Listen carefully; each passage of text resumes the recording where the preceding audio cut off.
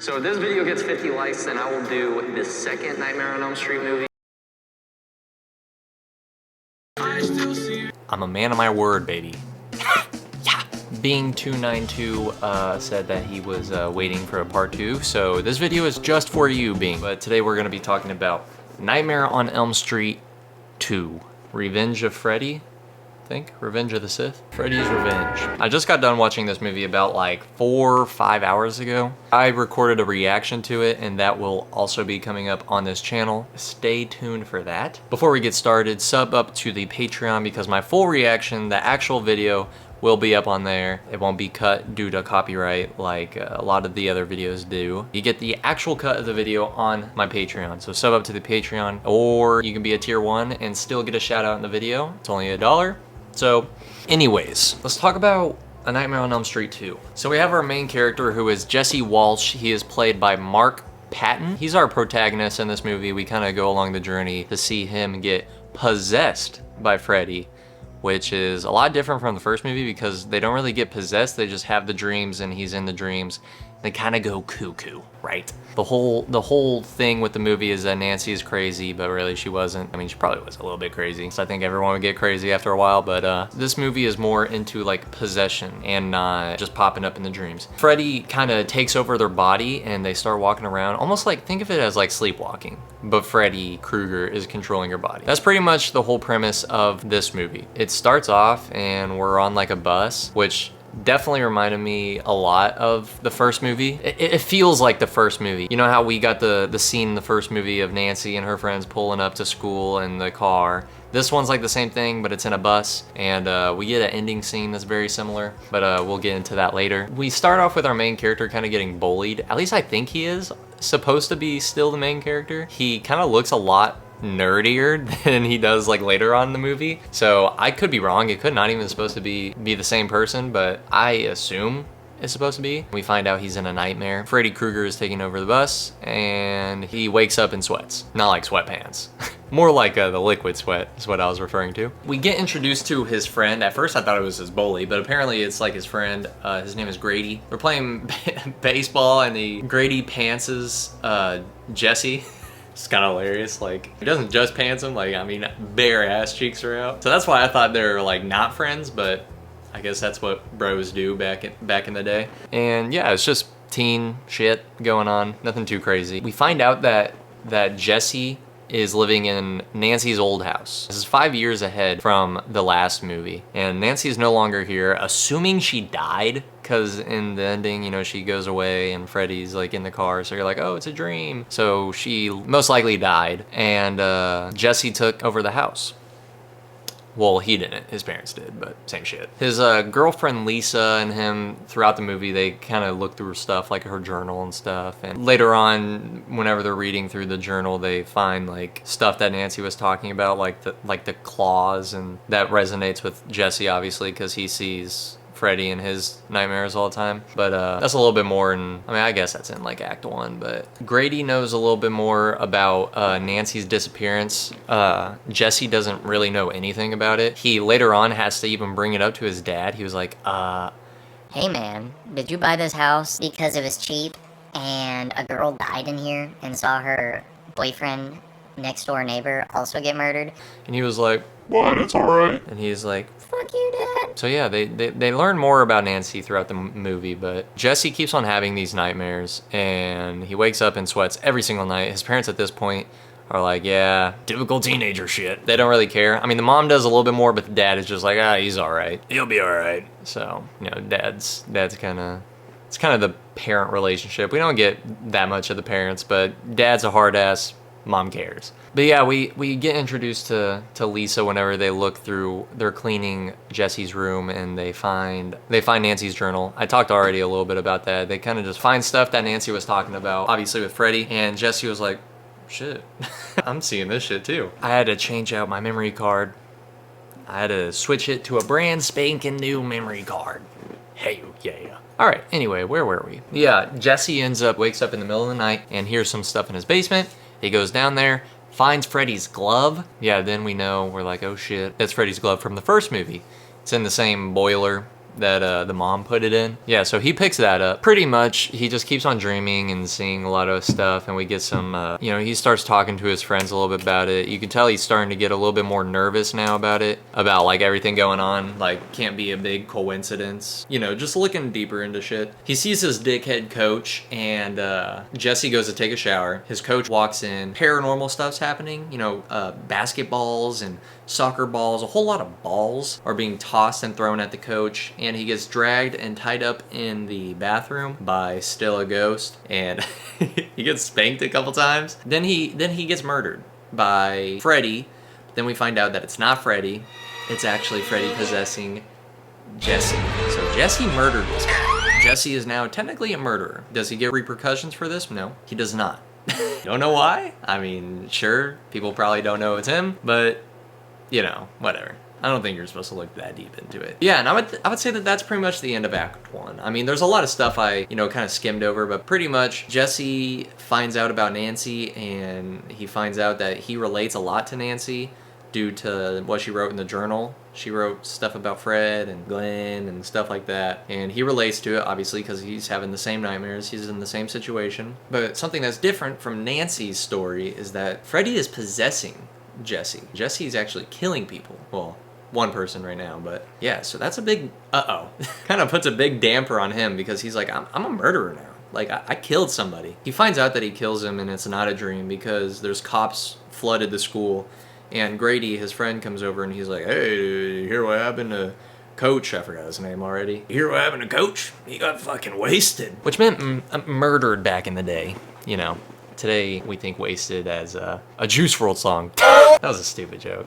If you were thinking about watching this movie, that spank scene, fucking hilarious. Funniest shit I've ever seen. I can't show it in this video because it's just bare ass, but it happens like twice, I think, if I remember. Just like a old coach just whoosh. Like Freddy's already, you know, he already like scared him, got him tangled up. Obviously, he was gonna murder him. Right before he murders him, he's like, you know what I'm gonna do? Spank him. Hey, yeah, that's my kind of ghost, brother. So I would say, to me, that's whenever the first act ends. Whenever he kills somebody and he's like, oh shit, this is real. This is real life. But yeah, he doesn't tell anybody that he actually is the one that murdered Coach. Things are happening in the house, like they have some pet birds. One of them fucking exploded.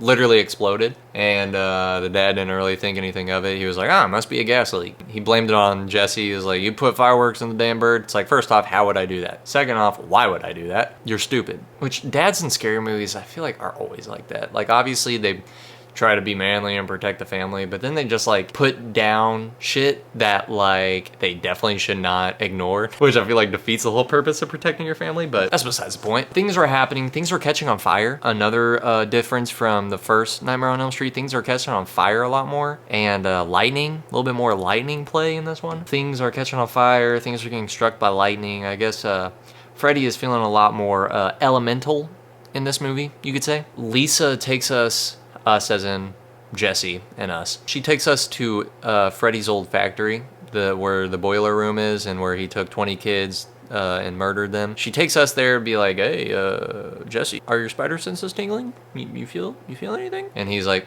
no. Other than whenever he sees the boiler. It's kind of long, kind of boring, but I understand why I was in there. I might as well say at this point, Lisa is a pretty badass girlfriend in this movie. Usually the girlfriends are kind of like, they just don't really understand. And they're like, you're kind of acting insane. And I say that as in, I shouldn't say girlfriends. Girlfriends, boyfriends, whatever friends of the protagonist. Usually they kind of like play them down a little bit. They're like, you need to stop watching those movies late at night. And then they're like, dude, I just saw my dad get thrown out a window by nobody. And they're like, have you been playing video games? Kind of stuff like that. But Lisa, she's the one actually trying to get Jesse to start talking to her, because he don't really tell anybody. He kind of keeps it to himself, but he's very obviously breaking down and becoming insane. Freddy tries to possess. Freddy possesses Jesse to try to kill Jesse's sister, which doesn't happen, thankfully, which also is kind of like a weird thing to throw in. I guess that's kind of thrown in to show that like Freddy doesn't just get his way with everything. There is a way to kind of stop him with doing stuff, but he didn't really do anything. Just kind of happens. Anyways, we go to school and Lisa's having a party tonight. Badass. It's a little pool party, everyone's going, so fuck it, we're gonna go. Yeah, Lisa pulls up to Jesse and she's like, yo, the Nelk boys are coming. And Jesse's like, God, I haven't slept in like 3 weeks, but you mean Steve will do it will be there? She's like, yes, bro. Steve will do it will be there, and I heard he's giving out 3 Lamborghinis, so you gotta be there. And he's like, fuck, dude. Scene kind of threw me off, but that was a pretty cool scene. Lisa sees that Jesse's very uncomfortable with everything going on, and he decides to pack up his things and go. She comes in, she's like, will you please talk to me? I want to figure this out with you. I don't want you to feel alone. And he's pretty much like, which, you know, I don't know how I feel about Jesse. Let me get through with the story. But they start getting freaky, right? Because, you know, it's a pool party. Everyone's kind of got their boo thing. So, you know, Lisa's like, I'm finna get me some... You know what I'm saying? So she goes in there, tries to make him feel better, and then one thing leads to another, and they start making out. Sexy time starts to immerse. Jesse gets possessed by Freddy somehow. He's not even asleep at this point, and his tongue is like a cow's tongue, and it starts like licking her body. And he stops because he's like, oh shit, I didn't mean for the dog to come out. Aww. And she's like, why'd you stop? No, I'm playing. She didn't even realize. Man, he starts freaking out, and he ends up dipping. He goes over to Grady's house because he's like, hey, I need to go to bed. Can you please watch me and don't fall asleep? You know, the classic. Same thing happened with Glenn and Nancy. But this one's different. This one's a lot different than the first one. You know, Glenn's just watching TV. Grady's watching TV. Jesse finally gets some rest. First off, Grady's room looks so cozy. I said that in my reaction. It looks like a cozy room. So, shouts out to you, Grady. He wakes up and he almost as if he has like a stomach ache. Freddy claws start coming out. It's like literally bulging out of his skin, which is absolutely gross, but love it. Practical effects look great. Very, definitely reminds me of The Thing. So, not the guy from Fantastic Four. I'm talking about the John Carpenter movie. Eventually, you know, one thing leads to another, and then him and Grady start fucking. No, Jesse kills Grady, which kind of blows because I kind of liked Grady. At first, I didn't. Definitely gives a big Rod energy. Once again, not a metaphor to be taken sexually. I'm saying he reminds me of Rod from the last movie. Yeah, but a little bit more toned down. Rod was a little bit kind of said some crazy things and did some crazy things in that movie. But anyways, he kills him and jumps out the window, or like goes out the window. Rindo? Oh no, Daniel Larson. I don't have weapons. I just woke up. Jesse goes out the window because obviously he's covered in blood, and it was the same thing as Rod and Tina. You know, obviously nobody would believe him. He's like, I got possessed. So he goes out the window and goes back to Lisa's party, which kind of a curveball, but that's what he does. I feel like this is a big moment for him. I think this was like his first time where he's like, I mean, it's not a think. This is his first time where he's like, I need help, kind of. I mean, he doesn't really say he needs help, but he's like, I'm going insane. Shout out to Lisa, still sticking by his side. Then Freddy takes over again, and I kind of have a theory that everyone doesn't see Freddy. You know, in the scene, Freddy is the one that's chasing after Lisa and stuff, but I think everyone's still seeing Jesse. I don't think they're seeing Freddy. I think that's just showing us that Freddy has taken over, but I think everyone else sees Jesse, or else I feel like they would just freak out more, right? And also, then if they do see Freddy, then in the next movie, everyone has to know who Freddy is, you know? So it's like kind of weird. Lisa's getting chased by Freddy, and she kind of like stabs him a little bit.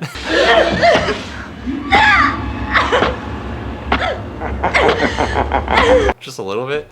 Everything starts melting at the party again with the hot thing. You hear one of the side characters. She's like, "Why is the pool getting so hot?" And then that's how you know.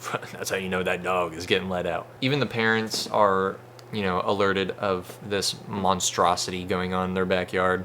Lisa has the cool parents that let her have the parties. So parents are there and they come out and they're like, "Kill this bastard." Then eventually Freddy just kind of walks away.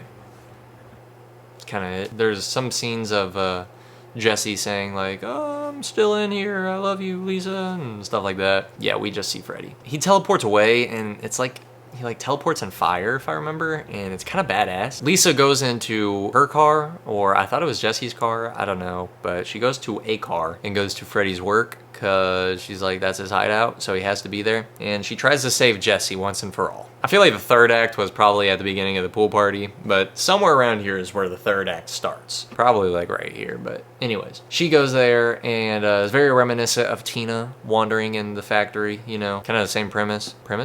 Grimace? Yeah, there's like weird mutations. There's like a dog with like a human face on it or something like that. and there's like a cat and a rat, and they're all like mutated, and definitely a weird place, you know, not a place you would like to be at, but you know, that's besides the point. She, you know, has an altercation with Freddy. Freddy stabs her, she kind of takes it like a champ, and nothing happens. Faces no repercussions for that stabbing at all. She does the whole like, I'm not scared of you, because that's what Nancy said. Freddy's only powerful if you give him screams. And so she kind of took that note and put it in her back pocket, and she's like, I'm not afraid of you, but she says that while crying, so it kind of defeats the purpose. It's like, you gotta be scared at least a little bit if you're crying. But she hears Jesse keep on like cutting in. He's like, I love you. And she's like, I love you too, Jesse. And then Freddy's just like, ah. And so I guess saying I love you hurts him. Or like maybe like the love is so strong that even the possession can't hold back all the love. I don't know. I don't really know, but I'm not, you know, I'm just jotting down what the weaknesses are. I'm not really trying to go dive into what makes Freddy Freddy. I'm just telling you guys what's going on. And so he like grabs his heart as if that hurts, her saying that. She ends up giving Freddy a smooch. I did hear that girls like bad boys, so Freddy might have W Ridge. I'm sorry. But she ends up giving Freddy a smooch and like melts his skin off, which looked pretty badass. And Jesse is just kind of like wearing the skin of Freddy. Yeah. That's kind of just the end of the movie. Just like in the first movie, you know, you get the little like pump fake of like, oh, we're all safe, and you end up not being safe. For instance, in the first one, it was the car. You know, they're going to school, and Glenn's drop top, and then the top drops down with the stripes on it, and she's like, and the car drives off with all the kids in it. Same thing happens in this one. They're in the bus again from the very first scene. They're all having a good time, and he's like, is this bus going too fast? And they're like, nah, the bus is just fine. And he starts screaming like, hey, bus driver, we're going too fast. And the bus driver looks back at him like, bruh, if you don't shut your dumb ass up. It wasn't going fast at all. They picked up some more kids at their bus stop. It has a little bait and switch, and they end up speeding, and then they go into the desert again. And then they drive off. So pretty much exactly like the Nancy one, with just a little bit more of a pump fakeness. Kind of leaves you with a little, not bad. I didn't think it was that bad. Now, let's talk about that. I didn't do that much research on this movie. I'm gonna let you guys know that right now. It has a 33% on Rotten Tomatoes, 43% on Metacritic, 5.4 on IMDb. I didn't think it was that bad. You know, there's a lot of differences and similarities in this movie compared to the others. You know, they have to stay up and stuff, but in this one, it's different because he don't really come to the real world. He more or less stays in their head, but other people can see him. Possibly, unless my theory is correct. And they can't see him, and it's just the people he's possessing. Which, I like to think it's like that. I feel like that makes it more cool. Yeah, there's a lot of similarities and differences. Do I like Jesse as a main character? Not really. I'm gonna be honest, I don't really like him that much. He kind of seems like, there's obviously scenes where I'm like, you know, he's cool and whatever, but like, he don't even compare to Glenn. He don't even compare to Nancy. I don't know. It's not that I don't feel for him, I just don't feel as much as I did with Nancy and Glenn. That's my personal opinion. Some people might fuck heavy with Jesse, but me personally, you know, I don't know. I'm kind of more Team Nancy than Team Jesse. And as far as the second characters, like Glenn compared to Lisa, I think Lisa was a really good character, and obviously she's the one that saves the day. Well, saves the day, even though they're all probably dead now. But as we know of so far, she kind of saved the day. I think, do I like Lisa more than Glenn? It's different. There are definitely different characters. Glenn was a little bit more like silly, goofy, didn't really understand, and he was kind of just like pushing her off. Her being Nancy, kind of just like, you need to get some sleep. And then until it was too late is whenever he was kind of like, okay, this is some shit. Lisa from the jump was like, she was the one that introduced, other than the book, she was one that really dove deep into who Freddy is and stuff, and figure out where he worked and all that stuff. So she was kind of the one pushing the story through. So shout out to Lisa. She was more of a main character in my book than Jesse was more or less just the vessel throughout the movie, and then Lisa's the one that actually pushed the story through. So W Lisa. I think that Grady was hilarious. I think he was funny. A lot of butt stuff in this movie. Jesse gets pantsed from the beginning, and then the coach gets spanked. Can't go wrong with that. What movie do I like more? If you were to ask me what movie I like more, that's a tough one. If I'm gonna be honest, I mean, due to these, you know, these scores, it seems like people would say, you know, Nightmare 1 is probably their favorite. And for me, I feel like the practical effects were better in this movie. You know, obviously the Glenn death scene was pretty cool in the first one, but I think just like the peeling of the skin and just like the grossness, the knives coming out of the fingers to show that like he's taking over his body. I feel like that's a lot cooler. You know, the visual effects wise, I feel like the second movie is better. For all around story wise and acting, I don't know. It's hard for me to say because I just got done watching the second one. I don't know. They're pretty even, to be honest. For me, both of them are pretty even. I don't know. I don't really. And that's like I said, that's probably a hot take. I can see why people, I could see both sides. I could see definitely both sides. I feel like this one's pacing is really good. Here's a normal kid. Here's some shit that's going on. This is why that shit's going on. This is where shit gets really bad. This is the fix of it. You know, I feel like it's kind of just, I mean, I could say the same for the first one too though, so I'd have to rewatch both of them. I think they're just like this, you know. One movie lacked in one department, the other one did good in, and vice versa. I like both of them. I could see why they're classics. The first one obviously started the whole trend, or started the whole like franchise, started the whole movie series. That's what I was looking for. Kudos to that, but definitely let me know what you guys thought about this movie. Nightmare on Elm Streets are a classic. And same thing goes for, as I said in the last video. If this video gets 50 likes, then I will do the third one. I think someone said that the third one's good. I remember someone saying the third one's good. We see if that's true. And if that does happen, you know, sub to the Patreon. The gruesome stuff I can't put on YouTube. Sub to the Patreon and you can see the gruesome stuff. This movie was also pretty funny. There's some funny scenes. Obviously the butt stuff is hilarious. I feel like there's a lot of one-liners that are just funny in this movie. But same in the last one. I woke up with a boner this morning with your name all over it, Tina. Whatever the fuck Rod said. Yeah, let me know what you guys thought about this movie. Do you think it's better than the first one? Do you think it's worse than the first one? Is there another movie series you think I should check out? Maybe Halloween? Maybe Friday the 13th? I'll watch them and I'll post a reaction video.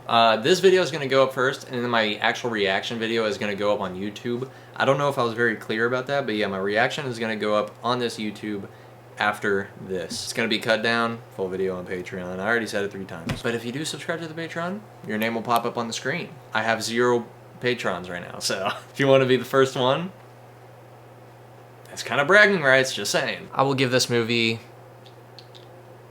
pretty funny and pretty cool. Pretty cool, pretty funny. Good watch. That's my rating.